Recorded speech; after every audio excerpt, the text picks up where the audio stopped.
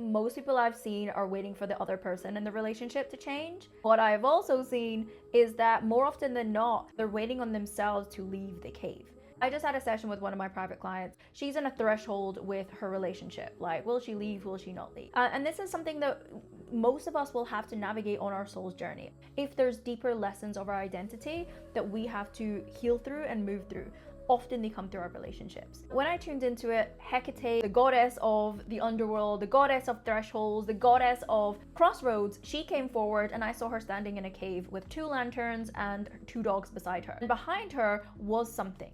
And when I tuned into that, it was my client's inner saboteur. And she was chained. She was chained from the neck, from her wrist, from her ankles. She could see the light at the entrance of the cave, but it's almost like she had to be pushed to move forward. This is the thing with relationships when we're talking about our spiritual journey. It's not even about the relationship half the time, it's about the identity you become in that relationship. And that's an identity that you've probably had from childhood. The caretaker, the fixer, the giver, the one that's making sure that everything and everyone is okay before yourself. This is a pattern that she was very, very familiar with within her family. What happens when you actually choose differently is you allow someone to face their own cave, face their own darkness, face their own lessons. When you are not continuing to play the identity of the fixer, the rescuer in your relationships, they have to look at themselves. That is why so many people go back to relationships, because it's really uncomfortable to see someone that you care about struggle. But you going back to your old identity is not helping them heal. You can help with love, but you cannot walk the path